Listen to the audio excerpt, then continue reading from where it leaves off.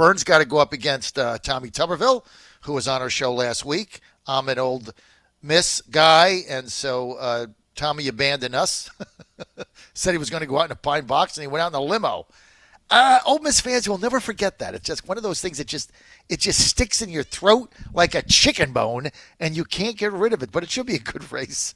And we have Congressman Byrne on now from Alabama, trying to be the Senate nominee on the Republican side to run against Doug Jones. Congressman Byrne, great to have you. I like you. I like Tuberville. I like other people in the race. But I got to tell our listeners right now, we have a lot in Alabama. You guys nominate Judge Moore again, you're going to just hand that seat to Doug Jones. He cannot win. He absolutely can't win. And so basically you're going to give Doug Jones another 6 years in Alabama. Here's my concern. Everybody splits the vote and Moore wins with 29%. How do you stop that from happening? And I'm asking not a rhetorical question, Congressman, a serious question. Answer that, and then we'll get to the Byrne campaign. Well, first and foremost, we have a runoff in Alabama, so you can't win with 29% of the vote. If you don't get to 50% plus one, we go to a runoff. Judge Moore, I do not think, can win a runoff. Actually, I don't think Judge Moore gets to a runoff. But we got a long way to go in the primary. A lot will happen. So let's see how it goes. But I think people in Alabama are over Judge Moore. They're ready for somebody new. All right, tell me about why should that person new to take on Doug Jones be Congressman Bradley Byrne? Well, I have a reputation and a track record of being a pretty effective conservative fighter. I was the one that took on the very corrupt two-year college system in Alabama back in the 2000s and cleaned up the swamp. I mean, it was a swamp that went beyond that system. And since I've been in Congress, I've been trying to do everything I can to clean up the swamp there, including getting rid of this slush fund that congressmen were using to pay off people that they had sexual harassment claims from. So we need somebody up there that's going to continue to clean out the swamp, and somebody that's ready to actually go out there and fight for the conservative principles that people in Alabama really care about. Okay, so you've been in Congress since 2013, right? You won a special election. You ran for governor in 2010. So when I had Coach Tuberville on my show, he basically branded you and some of the other candidates running against him as just same old Washington insiders, and he was the outsider. How do you respond to that, Congressman? So that's the first problem. He's got. He lives in Florida. Look, when you're running like him and you don't know anything about the issues and you just want to sort of get out there and make a name for yourself, you attack everybody. I'm not attacking people. I'm out there trying to say, this is who I am. This is what I believe in. That's what people in Alabama want to hear. They want to hear the same old tired political rhetoric from somebody like that. Now, if he wants to get in and talk about issues, I'm ready to talk about issues. Mm-hmm. But if he just wants to say stuff like that, I don't think he's going anywhere. The president, several days ago, Congressman, coming out with a proposal on gun legislation to eliminate the gun show loopholes, sell a gun out of your back of your truck without a background check, and then also going to a much more strengthened red flag law. Some states have them, some don't. He would like to federally mandate that. And this is getting mixed reviews. I mean, a lot of my base listeners are very unhappy with it. They're Second Amendment advocates. They think it's going to be the start of incrementalism to take your guns. I back the president on it, although I'm as staunch of a Second Amendment gun owner as anybody out there. What say Brendan Byrne? Well, I mean, the devil's in the details. I don't know what this red flag law proposal is going to be, but I've got severe skepticism about it because I don't see the federal government coming up with a red flag law that doesn't go too far. Now, on the background checks, we already do background checks. What they're trying to do is to have background checks when I sell a gun to my friend or sell a gun to somebody in my family. We've never had that. That doesn't make any sense. And we know from these last killings, it wasn't the background check that failed. The background checks, they went through background checks on the guns that were used there, and it didn't stop the shooting. So I think that we're actually going after things that don't get to the root cause of the problem. And the root cause of the problem is that there is a problem within American society where people, young men, think it's okay to do that. This is a clear example of the conflict between good and evil in our society, and unfortunately, evil is winning out. Congressman, the trade situation that the president has with China. A lot of farmers are upset by this, but the president's position is, look, China's been screwing us and ripping us off for 50 years, basically since Richard Nixon went there and opened up relations. Every deal they make, they either wait it out, they never meet a commitment, they lie to us, they steal our stuff, they destroy industries by subsidizing the means of production and dump it, and they take our jobs away, and the president's had it with it.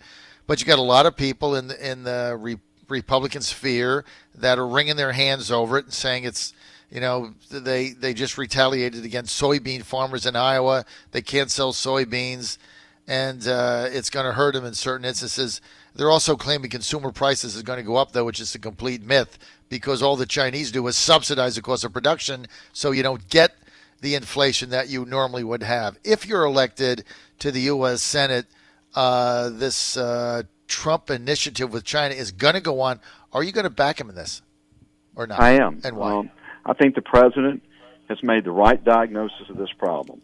China is out to screw us every way they can because they have to crawl over us to get to their goal, which is to be the dominant country in the world in a few years. We've got to push back against that, and the president's pushing back very effectively. Now, I am concerned about collateral damage in this trade dispute, and that being the farmers of America. I've been talking to farmers all over Alabama, and they are sticking with the president. I talked to them as recently as yesterday.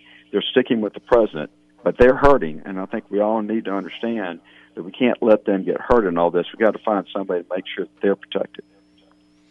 What is the number one thing that separates you, Congressman Byrne, from the other of plethora candidates now running for the U.S. Senate nomination in Alabama? Because I've got a proven track record from my service in the state of Alabama and in Congress of being somebody who's willing to stand up against the swamp, fight against the swamp, and it's been effective fighting against the swamp. And I'm not going back down. I'm not going to take the easy way out.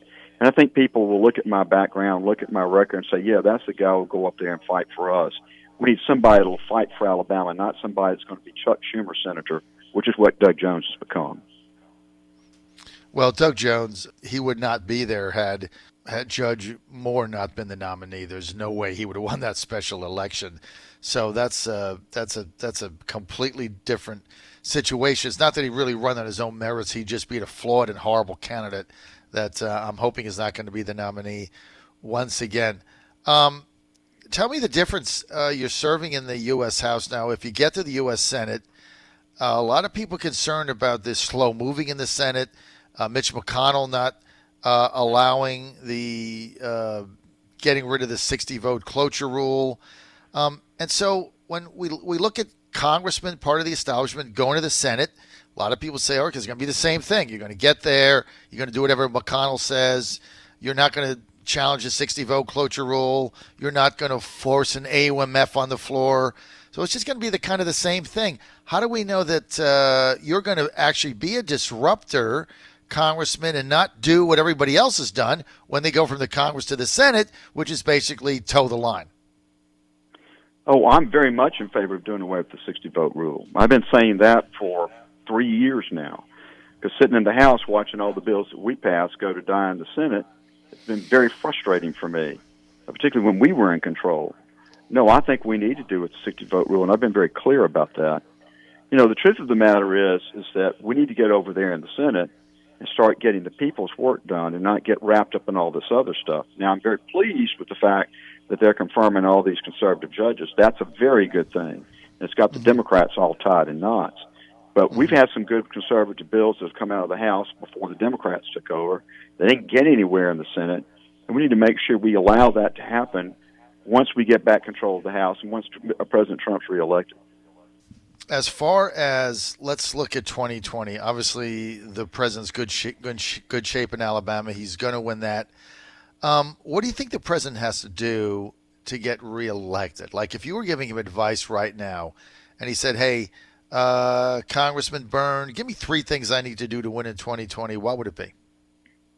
Well, the first thing he needs to do is to wake up every day and remember the people that elected him, which are blue-collar, hard-working people all over America in the South, but particularly up there in the Midwest where he flipped a lot of seats. These people care about their jobs. They want security in their lives, which includes border security, and they want to make sure the federal government doesn't run amok, take away their guns, force them to do things that are against their value system. I think the president, if he sticks to that, which is what he did in 2016, I think he gets reelected. Final question, Pan Am Games. We have a fencer, national anthem, kneel down. Even though they all take the pledge to not do anything political during any of the festivities, I guess I saw that, and we're getting a little callous to these people kneeling down. I mean, I kind of gotten over the football thing, whatever, and I think a couple times in NBA, a couple people kneeled. You're just kind of getting callous to it.